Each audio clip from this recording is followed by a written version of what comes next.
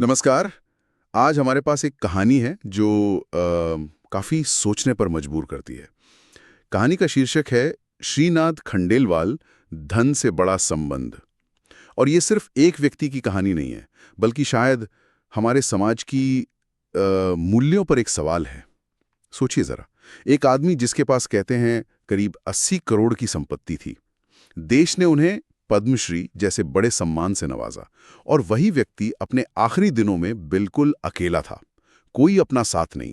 तो आज इस कहानी के जरिए हम थोड़ा समझने की कोशिश करेंगे, धन, रिश्ते, सम्मान, इनका असली मतलब क्या है। देखते हैं कहानी हमें क्या सिखाती है, क्या सबक मिलते हैं इससे। पहला सबक तो शायद सबसे सीधा और चौंकाने वाला है। श्रीनाथ जी की कहानी यही बताती है कि दौलत हाँ सुरक्षा दे सकती है, शायद आराम भी, पर वो जो सच्चा सुख होता है, अपनापन, इज्जत, वो तो सिर्फ रिश्तों से ही आता है। उनके 80 करोड़ भी उन्हें अकेलेपन से नहीं बचा सके। हाँ बिल्कुल।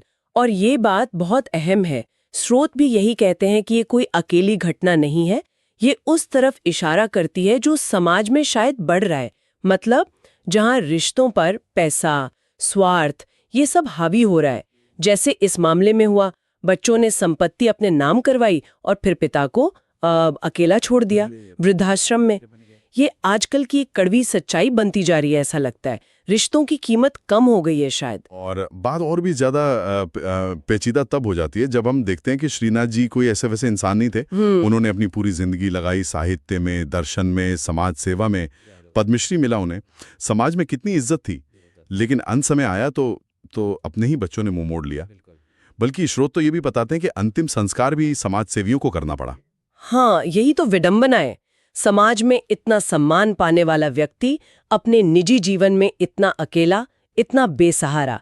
ये सवाल खड़ा करता है कि क्या ये जो बाहरी सफलता है, सम्मान है, क्या ये परिवार के रिश्तों की जगह ले सकते हैं? क्या ये उनका विकल्प बन सकते हैं? शायद नहीं। और एक बड़ा सवाल ये भी है कि हम जिसे मॉडर्निटी कहते हैं या अपनी व्यस्तता का बहाना बनाते हैं, क्या उसकी आड़ में हम अपने बुजुर्गों के प्रति जो हमारी जिम्मेदारी है उसे भूलते जा रहे हैं? सही बात है। जैसा लेख में भी पूछा गया है, क्या समाज को ऐसे बर्ताव पर चुप रहना चाहिए? बिल्कुल नहीं। ये सवाल गंभीर है। ये सिर्फ एक परिवार की बात नहीं रह जाती फिर। नहीं, बिल्कुल नहीं। अगर हम इसे जरा बड़े पैमाने पर देखें तो श्रीनाथ खंडेलवाल की कहानी सिर्फ उनकी अपनी दुखद कहानी नहीं है। ये हमारे पूरे समाज के लिए एक आईने की तरह है। ये हमें रोककर सोचने को कहती है कि भाई हम जा किस तरफ रहे हैं। क्या ये जो पैसे कमाने की दौड़ है, ये भागदौड़ वाली जिंदगी है, क्या ये हमें उन्हीं रिश्तों से दूर कर रही है जिन्होंने हमें जिंदगी दी, जिन्होंने हमें पाला पोसा? तो फिर इसका निचोड़ क्या है? मतलब हम क्या सीखें इससे?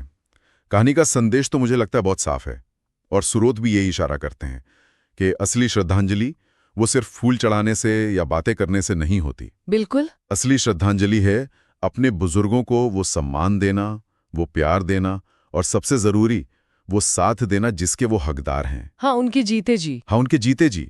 अगर हम तब नहीं दे सके तो बाद में किसी भी दिखावे का कोई मतलब नहीं रह जाता। सही कहा। तो चलिए आज की चर्चा को यहीं विराम देते हैं, लेकिन एक विचार के साथ।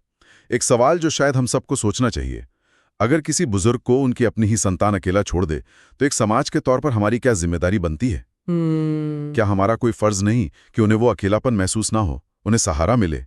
ये सवाल सिर्फ सोचने के लिए नहीं है, शायद इस पर कुछ करने की जरूरत